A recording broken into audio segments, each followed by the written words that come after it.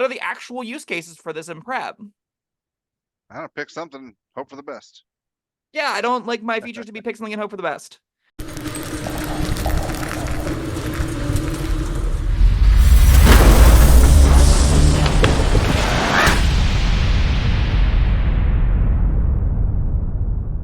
Hello, friends. Robert Bevan here, author of the Caverns Creatures series of comedy, fantasy novels, and short stories. With me is Sam West, and today is another. Oh my, what is it? It's Warlock Wednesday. Warlock Wednesday. Oh yeah. Today we're going to talk about the Warlock subclass, the Fiend. Yeah, we're gonna have to way through the classics now. This is you actually made a deal with the devil, right? That's Nice. the whole point. It is an archetype, I think, that is defined by its spell list more than anything else, which isn't Really? necessarily that good, but at least it's something. There are some With the options that spell get less list than or the this. whole Fiend? The spell list for the Fiend, the expanded spell list. I think that's the bulk of the juice here, believe it or not. I thought the features were pretty good, but I guess we'll get into it. Yeah, some of them are deceiving, as you'd expect with a Fiend. So we start off with the expanded spell list. It gives you, this is important to note, you don't learn these automatically as of the original player's handbook. So if you're in the future and you're playing with the new stuff, you probably get these automatically. That is not currently the case. So you have to still learn these as spells learned using your Warlock spells known. So, you don't get these for free. Your first two options for your first level spells, you get Burning Hands and Command. I'm a fan of both of these. They both scale with level because you can command multiple things, I believe. Am I right? Am I wrong? I haven't read the spell in forever. Yeah, you can command upcast to command multiple things. That's pretty spicy. I like that a lot. Yeah. Blindness, Deafness, Scorching Ray. Blindness, Deafness, and Scorching Ray are both spells I am pretty happy to cast. Blindness, Deafness also scales to hit other things when you upcast it, which is the best kind of scaling. And Scorching Ray gets you more Scorching Rays whenever you cast it upscaled, which is, again, kind of sweet because it always will work with your Warlock spell slots. Currently, we're 4 for 4. I don't know. I'm less excited about Burning Hand and Scorching Ray because I already have Eldritch Blast, and that's, I mean, yeah, these might work. Yeah, these are going to do different things in different situations, but generally, I'm satisfied enough with my damaging cantrip that I'm going to be seeking something else out for my early leveled spells. And for that, you got Command and Blindness Deafness. Yeah. I am not happy with Eldritch Blast until like 5th level. So I do want to have other damaging options in the low tier for sure. And Burning Hands and Scorching Ray both cover that in spades. I would much rather have a first level Big Instantaneous Burning Hands against 5 goblins than 1 Eldritch Blast and watch me cry as I roll a 2. So, I'm not a big fan of Eldritch Blast, though. I don't like those builds specifically. We've had that conversation, but it is a thing you can do. I just, it's not particularly riveting. The damage you get from Scorching Ray and Burning Hands, I do find riveting. I like that you can build a Scorching Ray character using this archetype. I like that you can take Hex something in round 1, and then you cast some Eldritch Blast maybe, but then you start casting volleys of Scorching Rays that all proc because they're spell damaging on hit, the bonus D6 from Hex. So you can kind of stack those together. That's kind of cute. Now, you immediately burned all of your resources to do that, so it's not good, but it is cute. Third level options are Fireball and Stinking Cloud. I like Fireball a lot as just oh hey, this is a giant impactful thing. I'm really glad to have it. Yes. You Fireball routinely see them. Fireball is where I start to say, all right, Eldritch Blast isn't quite enough compared to this. Yeah, 86 to like 6 things versus 1d10 to 2 things. Yeah, you're gonna take the 86 almost always. Whenever you are fine forgoing some spells, right? There are trade-offs with this that these Fireball is in like a long duration concentration effect, but it is high impact. So we're getting a lot of the high impact side of things. We're not necessarily getting a lot of the long duration, like high utility stuff that you would get from like a Summon Fiend. You do get Summon Fae, Shadow Spawn, and all that stuff still as base Warlock. So you do still have some tension. The spell list doesn't fully redeem the class. You're still limited to 2 spells or 3 spells at a short rest. I have any strong feelings about Stinking Cloud? It's got a minute concentration, so it does last a bit, and it does poison a lot of things. It moves awkwardly. It's kind of hard to control. I don't think it's that good, but you could probably do worse. Yeah, and it's easily dismissible if somebody's got a little wind. Yeah, it's a awkward spell. The 4th level options we get Wall of Fire, which we're both pretty low on, but Fire Shield I'm really high on. I love that this option gets Fire Shield specifically because it really encourages me to play like a Blade Lock with this, pack the blade, get some extra attacks, light myself on fire. That build really starts to come together, especially when we get into the features. You get this pseudo tank Warlock kind of thing going on that I think is sweet. See, I'm a little bit warmer, pun not intended, on fire, Wall of Fire, possibly, depending on how I'm feeling about using it along with my repelling blasts. That's true. You do have that nice little combo that you can try and set up. Again, it really sucks that things have to start, or it's not even start their turn in it. How does this thing work again? How do you have to each other that ends its turn within 10 feet or inside the wall? Hmm. So it doesn't even take the damage. Oh, does it take the damage when it enters it for the first time? So you can get that damage dip or double up with Repelling Blast. It just won't take the damage if it starts its turn there, just whenever it's shoved into there. Right. So, that is kind of a cool little play pattern you can go with if you want to. You've already noticed Bob is really excited about one kind of build. I'm really excited about another. That's normally an indicator that this is an at least interesting subclass that you can do a lot of different things with. So that's a good place to start. And we're just talking about the spell list so far. That's true. We end on Flame Strike and Hallow. These are Hallow's a weird thematic choice for this one. Because the idea is it's unhallowed. Because Hallow can do the unhallowed effects by doing there's a perpetual darkness in here, or you get protection to radiant damage or whatever. You can make it evil, but it just hallowed ground is kind of normally against devils and stuff. So yeah. It also, I think there's something flavorful to say the master of dealing with fiends figured out how to make an extra dimensional safe bubble so that the fiends that they're bargaining with can't get them here. That's kind of cute, right? Yeah, but I mean, they give these extra names to some spells, like now I can't remember, but yeah, they could call it hollow/unhollow. Yeah, sure. I agree with that. Anyway, I also that's don't think the neither here spell's nor there. particularly powerful. It does have a cast time of 24 hours though, so it is the kind of thing that you take on your character sheet for a time that you wouldn't be casting other spells. That honestly gives it some points, right? Like you're gonna have 5 spells you're gonna be wanting casting all the time with your 5th level slots anyway. Having this extra one on your sheet that acts as kind of a downtime activity, that's pretty reasonable and something you should definitely consider doing, I think. Something to do. You got a full day of this. Now pull out the sympathy and start drawing creatures into it. Sure. It does cost 1,000 gold to use each time, so okay. Keep that in mind. Flame Strike is worse Fireball in most ways. You get 46 Fire, 46 Radiant, which is worse Fireball damage by 2 levels, and you kind of get to sculpt it. No, this isn't even that. It's a 10-foot radius, 40-foot high pillar. This thing's awful. Why is this included here? I don't know, but as long as I've got to, use my pack spells at maximum level, then Fireball's fine. Yeah, Fireball's just better than this. So, okay, don't take Flame Strike. Unless you really need radiant damage for some reason. Maybe, again, you're going against the patron that you once pledged yourself to or something. All in all, I think the biggest stinker on this list is probably Stinking Cloud, pun intended. And beyond that, these are just great spells that I'm happy to have on a lot of character sheets. A lot of varied character sheets, too. They do a lot of different little things. The low tier ones especially scale really well. I like that I can command 5 things with a 5th level spell as a Warlock. That's flavorfully fitting and can be kind of powerful. All right, let's go through the features because I'm curious of what you don't like about these. All right, Dark One's Blessing. I'm on the fence. I was hoping don't you were worry. I'm gonna get you off that fence. This feature's trash. All right, that's how that's where my instincts were leading me, but I thought, yeah, maybe I'm just not maneuvering right or whatever to see where it could really come in handy, but I don't know.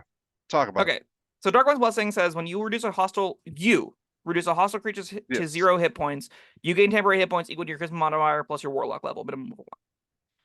There's so many problems with this. All right, I get that it has to be you. That's a huge issue. Yes.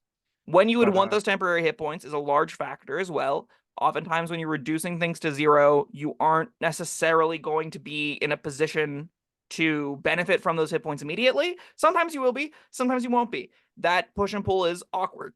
Oh, pardon. It does help that warlocks are extra attackers, so your Eldritch Blasts, for example, getting 3 instances of it increases the instances where you reduce a creature to 0 hit points because you're divvying up your blasts so that I hit something, and then I hit a different thing if I killed that thing. That is convenient. That isn't enough, though.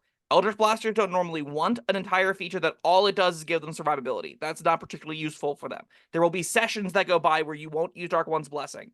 There will be plenty of blade locks that will go sessions without getting benefits from Dark One's blessing. There'll be encounters that are just against 3 or 4 big things, and you aren't the one killing any of the big things incidentally in a 6-person party, right? Incidentally, the rogue overkills it. Incidentally, the paladin overkills it. In the handful of encounters you do get the temporary hit points, all this is temporary hit points. Yeah. It doesn't scale with Fiendish Vigor. It doesn't scale with any of the other temporary HP options you're often going to want in a really cohesive way. It kind of falls apart when you actually start to play with it. I have seen characters. I'm currently playing in a campaign with a Fiend lock. They have this on their character sheet. He has not once expended the temporary hit points he has gained from it, and he has gained hit points from it twice out of 6 encounters. Yeah. Also, I mean, it's not like you can just kill a bunch of minions and stack these up. You know, they don't stack on top of each other. And if you got that many people in the party, I'd say there's probably a good chance that somebody's doling out mass temporary hit points. Maybe not. Oftentimes in the mid to upper tiers, if you're yeah. working with a lot of people. This is one of those And rare I mean, features. that's where it gets fun when because your Warlock level, if Mhm. you're getting, 15 plus your charisma modifier, that's when it starts to really matter. Yeah, 20 hit points at a time is a lot of hit points. Yep. This is definitely a feature that will shine brighter at smaller parties. It does care about party size quite a bit. It is unfortunate that, like, I mean, there is some cute play patterns in the mid to upper tiers where you'll fireball a group of hostile enemies, get a bunch of temporary hit points, then engage. That's a cute play pattern that kind of sets you up with those temporary hit points out the gate. That could be worth noting. It is probably a feature that does play better in the upper tiers than it does in the lower tiers. I don't want my lower tier feature to not do anything in the tier that I get it, though. And that is, I think, the biggest sin that this commits, is out the gate, a lot of people, especially if this is their first time playing Warlock, are just going to feel like they didn't get a first level feature from this. All right, what about could you just like Eldritch Blast a squirrel before you go into battle? Has to be hostile. So if it's a hostile squirrel, yes. All right, what if you just fuck with it first? Just Then yes. right. You're gonna get into some metagamey territory where your DM's gonna be like, no, that's dumb. Your devil lord doesn't think that you tormenting and killing the specific tiny non-dangerous creature rewards you with temporary hit points. I am largely in the camp that isn't game breaking if you want to carry around sacrifices to irritate, like a jar of angry hornets, and then you just pull one out, squish it, get your hit points, and then go into fights. I'm not opposed to that. It's not that many extra hit points. It's using your feature creatively. I think as a DM, I'm all for that kind of little bit of gaminess.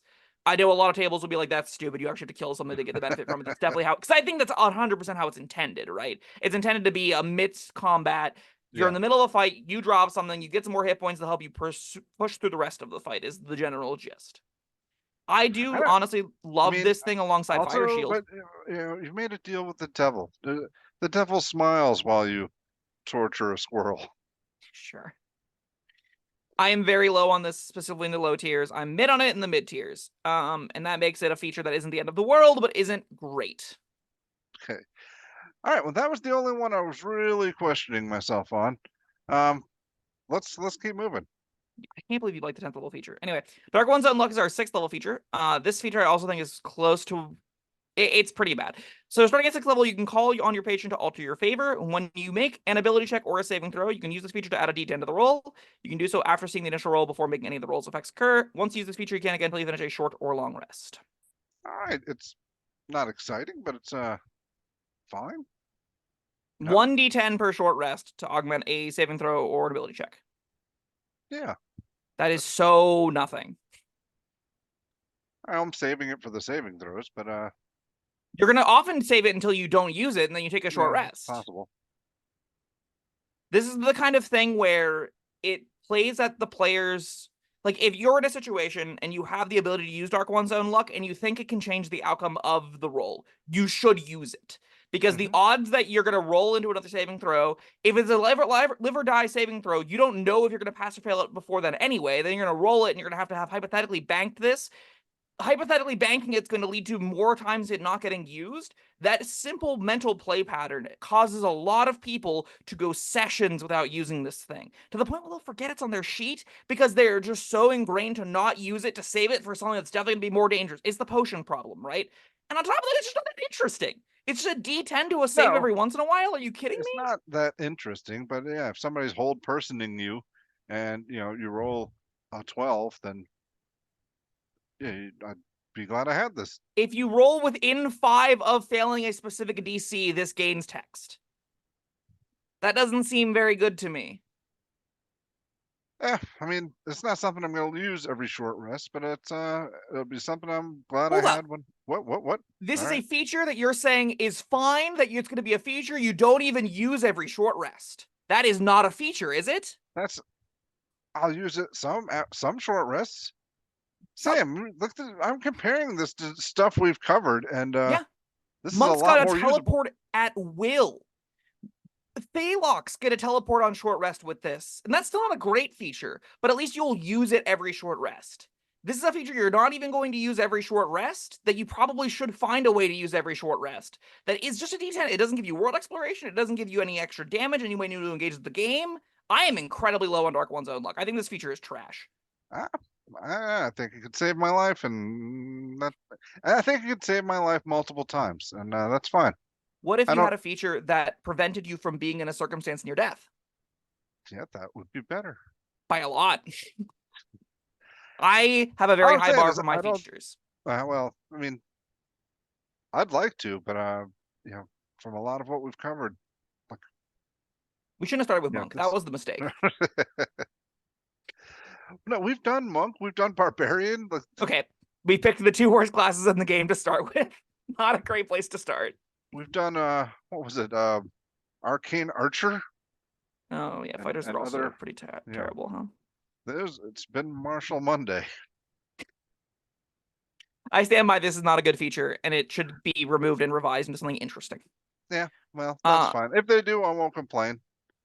Fair. But I'm Fiendish not Resilience. complaining with it either. Okay. Fiendish Resilience is what you get at 10th level. Starting at 10th level, you can choose one damage type. When you finish a short or long rest, you gain resistance to that damage type until you choose a different one with this feature. Damage from magic weapons or civil weapons, ignore this resistance. Okay, now I'm comparing this specifically to what was it? Was it Storm Herald Barbarian, where they switch their resistances like at every tier? Something like that, yeah. Yeah, this one you get to switch with every short rest. That's Bars in hell. Great. what? The bar is in hell because of Oh, how right, low we're yeah. dropping the bar for this to be a reasonable feature. But still, if you know ahead of time you're going to the wintry wonderlands, then yeah, strap on some cold resistance. If you know you're going somewhere else, lightning resistant, whatever. It's a nice little thing to be able to prepare. One, I don't think resistance is that powerful of a feature to have as a feature. It doesn't give you any way to engage with the game. It doesn't give you any. When I say engage with the game, I mean you don't have any proactive measures added to your character sheet when you get a damage resistance. And now it just says against a damage type, I take less. So this is a third of a barbarian rage if you think about bludgeoning, slashing, piercing damage, for example, Yeah. right? That's not great. If you choose like fire damage going in against the fire dragon, it's breath weapon you're resistance to, and half of the damage is dealing with its claws and tail. Okay, that's probably the best use case scenario. Beyond that, you're getting a damage resistance that isn't going to matter in most of the fights that you're going through. Like, you have to pick one of piercing, slashing, or bludgeoning if you want it to be weapon based, and those three are juggled pretty evenly. With bludgeoning, I think maybe being slightly more than average for like clubs and stuff on big dumb idiots. But like, if you're going into a dungeon, what do you pick? If you're going to fight a lich, do you pick necrotic? I don't think so. What are the actual use cases for this in prep? I don't know, pick something, hope for the best. Yeah, I don't like my features to be pick something and hope for the best. No. Like, Okay. Well, yeah, this is maybe not as good as I was thinking, but yeah, like I said, when I went into reading this, I was comparing it to Storm Herald, and it is better than it's better Storm than Herald? that. Yes. All right. Good. Yeah, barely. I still like currently what I should note about this subclass doesn't give you any proactive options. None whatsoever. You get a reactive Dark One's Blessing that happens when you can kill things. You get a reactive Dark One's Own Luck, which you should use the moment you're able to. And you get a reactive Fiendish Resilience, which is when you take a specific damage type, that damage will be reduced. You aren't getting any agency in adding new things into the world. Fathomless Warlock got the ability to spawn a Bard's Block tentacles, summon its own tentacle, could beat things up around and all that kind of stuff. Got breathing underwater, wanted to engage in specific environments. There was a lot of juice there. Archfey Yes. gets a teleport. Archfey gets an AoE fear. You get to pick one you want to use. They get proactive methods with engaging with the game.